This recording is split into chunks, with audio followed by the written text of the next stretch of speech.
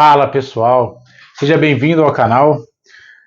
Voltando com os vídeos da obra que eu estou estudando e que eu estou compartilhando com vocês também, As Virtudes do Intelectual Cristão.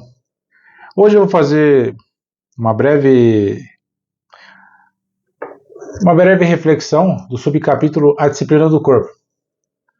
Não sei se vocês repararam, mas normalmente as pessoas estão caminhando em direção ao extremo, independente do que seja, certo? Como que a gente está falando do corpo, eu vou falar do corpo. Mas pode ser política, time de futebol, ou seja, sempre o extremo. O que acontece? Houve uma mudança drástica em relação à preocupação com a saúde. E isso é muito bom, é muito louvável. Mas as pessoas esquecem de cultivar a vida interior, o progresso, essa evolução espiritual. E tem pessoas que só focam nisso e esquecem do corpo. Entende? Temos que encontrar, como os gregos diziam, a justa medida, ou seja, o meio termo das coisas. Churchland fala aqui: já dissemos que a doutrina do composto humano proíbe a dissociação das funções espirituais da função corporal, mesmo das que parecem mais alheias ao pensamento puro. São Tomás assina embaixo deste pensamento irônico de Aristóteles. É tão ridículo dizer que somente a alma compreende quanto dizer ela tece ou constrói. As diversas disposições do homem para as obras da alma provêm das diversas disposições de seus corpos. Ou seja, se você não estiver disposto, se você não estiver com a saúde alinhada, você não consegue desenvolver o seu espírito de maneira adequada, digamos assim. Por quê? Porque você não vai ter energia, para estudar, para ler a Bíblia, não vai ter, porque seu corpo está debilitado. Entende? Ele fala mais à frente: os espíritos só se comunicam através dos corpos. Assim também o espírito de cada um de nós só se comunica com a verdade e consigo mesmo através do corpo. Tanto que a mudança pela qual passamos da ignorância à ciência deve ser atribuída, segundo São Tomás, diretamente ao corpo e somente por acidente, a parte intelectiva. Então, o corpo é uma ferramenta do espírito. Então, devemos sim cuidar do corpo, mas não esquecer que o corpo é a ferramenta do nosso próprio espírito. Certo? Ele fala aqui: suposta a igualdade de dons. É certo que a doença é uma grave inferioridade. Ela diminui o rendimento, prejudica a liberdade da alma quando esta exerce suas mais delicadas funções, desvia a atenção. Pode falsear o juízo por causa dos movimentos da imaginação e da emotividade que o sofrimento provoca. Uma doença de estômago muda o caráter de um homem. Seu caráter muda seus pensamentos. Aí ele, entre aspas, aqui ele coloca a famosa frase que todo mundo diz: alma sã e corpo são. É sempre o ideal. O homem de pensamento tem uma fisiologia especial. Deve cuidar dela e não hesitar em consultar um especialista no assunto.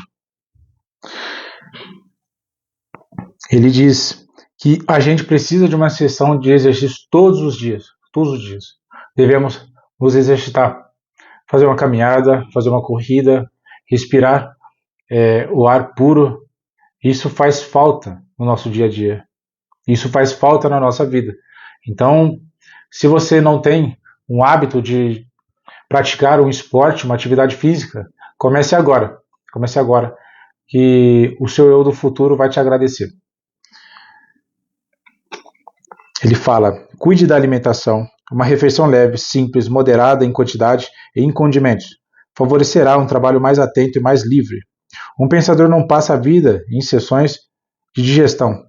Vale mais ainda sobre o sono. Não durma muito nem pouco. Muito sono torna o sangue e o pensamento pesados, gordurosos, espessos. Pouco sono torna-o suscetível a prolongar e aumentar perigosamente as excitações do trabalho. Em suma, compreenda que o cuidado com o corpo, instrumento da alma, é para o intelectual uma virtude e uma sabedoria. São Tomás reconhecia claramente esse caráter e inclui essa sabedoria do corpo entre os elementos que concorrem para a felicidade temporal, prelúdio da outra. Não torne-se um raquítico, um fraco, que acabaria mais tarde transformando-se num idiota, num velho extemporâneo. Não seja um tolo administrador do talento que o Senhor lhe confiou. Então, ele fala o talento que o Senhor lhe confiou. Aqui fala da vocação. Vocação, em latim, vocare, significa chamado. Então, a vocação é como se Deus estivesse o chamando para fazer determinada função, certo? E você só vai desempenhar essa atividade que lhe foi dada se você tiver um corpo saudável. Por quê? Porque só assim você vai conseguir servir as pessoas, a comunidade. Aí ele, no fim desse subcapítulo, ele trata do prazer, como o prazer é inimigo não só do corpo, mas do espírito, evidentemente. Um amigo do prazer é o inimigo do próprio corpo, e logo se torna o inimigo da própria alma. A mortificação dos sentidos é necessária ao pensamento. Somente ela pode nos levar ao estado clarividente de que falava Gratri. Obedeça a carne, estará se tornando carne. O que é preciso é tornar-se todo espírito. A disciplina do corpo e sua mortificação, aliadas aos cuidados que lhes são necessários, dos quais elas são a melhor parte. Essa é, trabalhadores cristãos e sobretudo vocês, jovens, uma das mais preciosas salvaguardas do seu futuro.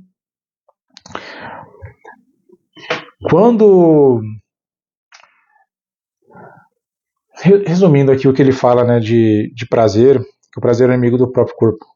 E logo se torna inimigo do espírito. Porque o que difere o ser humano dos animais é a racionalidade, certo? A partir do momento que voltamos a nossa vida direcionada aos prazeres, nos aproximamos mais dos animais do que o humano propriamente. Por quê? Porque você não vai mais dar ouvido à razão, mas ao seu próprio instinto animal. Então, ele fala, o inimigo do próprio corpo é o prazer.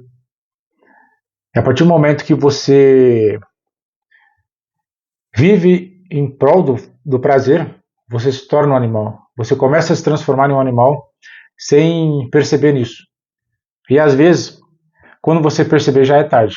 Você já acabou com a sua família, você já afastou dos seus amigos, de pessoas que agregavam na sua vida, só por ouvir o prazer. Viver de forma hedônica, como os filósofos antigos diziam. Tá bom? Pessoal, para não estender muito, agora que eu estou voltando novamente a gravar os vídeos, eu não vou falar mais do livro inteiro.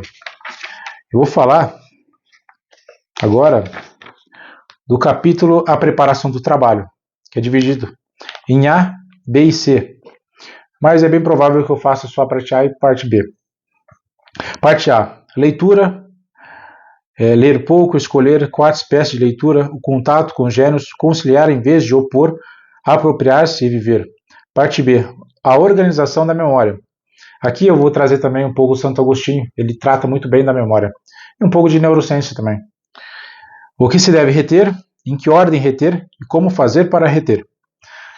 Espero que vocês tenham gostado. Estou voltando, estou meio enferrujado e prometo a vocês que não vou parar. Agora eu vou tentar gravar com mais frequência, embora a vida esteja um pouco corrida. Normal, né? Não é só para mim, mas acredito que para todo mundo. Mas eu vou gravar com mais frequência e vou trazer mais reflexões, mais estudos, mais livros que estou fazendo no meu dia a dia, na minha vida. Eu vou compartilhando com vocês também, para que a gente cresça junto. Tá bom, pessoal? Até mais. Se você gostou, comenta, curte, compartilha com seus amigos para dar uma força. Até mais.